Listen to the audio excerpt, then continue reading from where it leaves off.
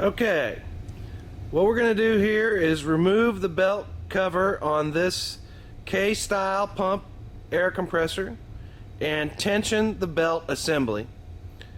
First, before performing any maintenance procedures, be sure to turn the power switch to the off position, and as an added extra measure of safety, I always like to make sure that the plug has been unplugged from the power box as well. Now, all of the belt guard assemblies, and we have several different varieties of pump in the field at this point.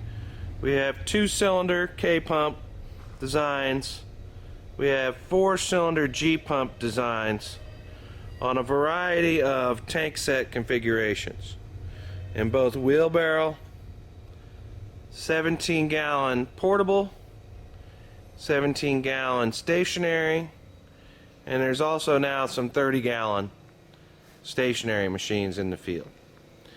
All of the belt guard assemblies, however, are secured much in the same fashion. Primarily what you're dealing with is you have 2 bolts, 2 half-inch bolts to remove on the top of the pump itself. You have 2 5/16 nuts on each side of the belt guard to remove.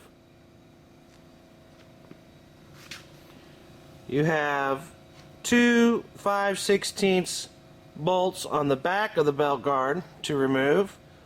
On some models there are 3 bolts that go across the back.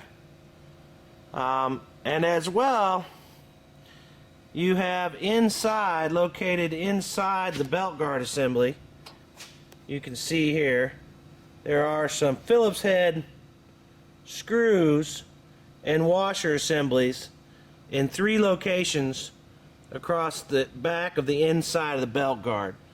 Those screws are designed to pinch the belt guard assembly in the back to up against the base plate to keep it from rattling.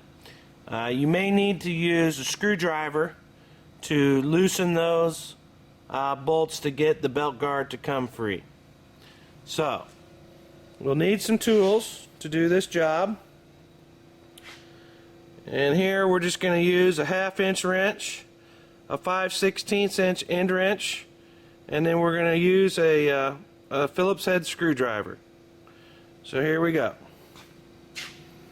Start by loosening the bolts.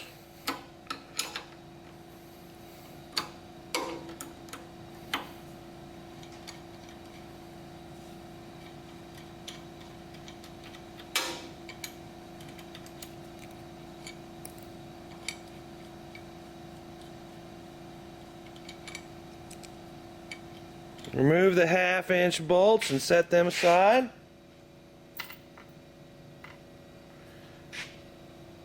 Get your 5/16 inch end wrench.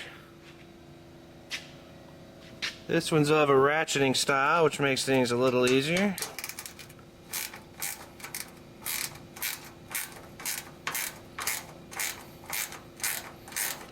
And for the sake of time, I'm going to cut the video here for a second until I remove all of these bolts.